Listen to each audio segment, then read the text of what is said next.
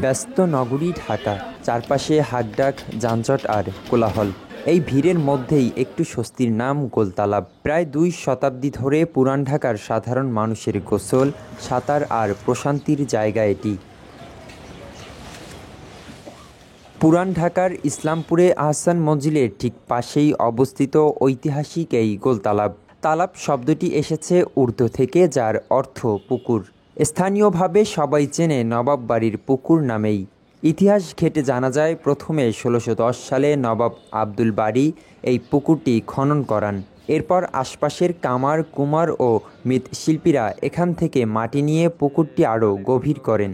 পরবর্তীতে ১৮৩০ সালে নবাব খাজা আলিমুল্লাহ কুটিসহ জলাশয়টি কিনে নেন এবং তা সংস্কার করে একটি বড় বৃত্তাকার পুকুরে রূপ দেন।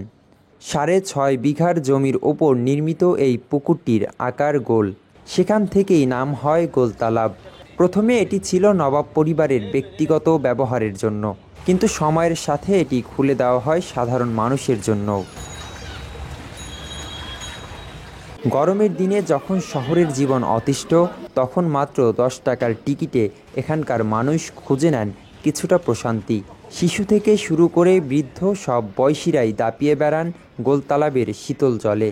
কলে গোসল করছে, পুষ্করিণীতে গোসল করে শান্তি। নবাবরা ব্যবহার করতে হয়, নবাব না থাকার পর তো এই যে এলাকার মানুষজন আসিয়া গোসল টোসল করে।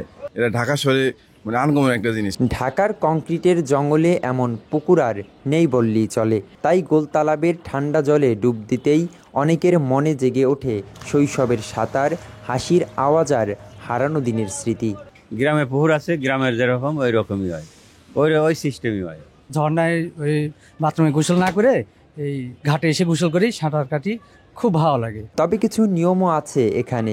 সাবান বা শ্যাম্পু ব্যবহার সম্পূর্ণ নিষেধ। বাংলাদেশের একমাত্র স্মার্ট সিটি বসুন্ধরা এখন আরো নিরাপদ, আধুনিকতায় আরো এক ধাপ এগিয়ে। প্রয়োজনে পাশেই আছে আধুনিক গোসলখানা ও পোশাক পরিবর্তনের জায়গা। গোলতালাবের চারপাশে সারি সারি নারকেল, খেজুর, আম গাছ, পুকুরে ভেসে বেড়ানো নানা প্রজাতির মাছ, আর গোলতালাবের স্বচ্ছ জল যেন পুরান ঢাকার ইতিহাসের আয়না।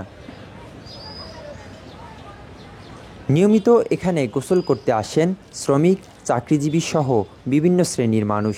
একসময় টোকেনের দাম ছিল ৫ টাকা, এখন তা ১০ টাকা করা হয়েছে। তবুও কমেনি মানুষের ভিড়। আগে ৫ টাকা ছিল অনেকদিন যাবৎ, পরে 10 টাকা করছে। এখনো লোক আল্লাহর মধ্যে ভালোই হয় আমাদের এখানে যারা এখানে চাকরিজীবী তারা আসে বেশি, লেবার যারা আছে এই ধরনের লোকই বেশি আসে গোসল করতে। এটা ইতিহাস তো আমি যতটুকু জানি না, নবাবের আমলের ছিল, নবাবরা এখানে গোসল করতো, এখন এইভাবেই আছে। এই জন্য সবাই এটাকে গোলতালাব বলে। এরকম পুকুর আপনার ঢাকা শহরে আর নাই। সরকারি গেজেটে পুকুরটির নাম ইসলামপুরের গোলতালাব, তবে স্থানীয়রা এখনও একে ভালোবেসে ডাকেন নবাব বাড়ির পুষ্কুনি নামে। বর্তমানে এর দেখভালের দায়িত্বে আছে মৌলভী খাজা আবদুল্লাহ ওয়েলফেয়ার ট্রাস্ট। শত ঝড়ঝাপটা, নগরায়ন আর সময়ের আঘাত সত্ত্বেও এই পুকুর আজও টিকে আছে ঢাকার ঐতিহ্যের প্রতীক হয়ে। ২ দশকের পুরনো গোলতালাব যেন পুরান ঢাকার হৃদয়ে শীতল ছায়া। রুহুল আমিন, বাংলা নিউজ 24, ঢাকা।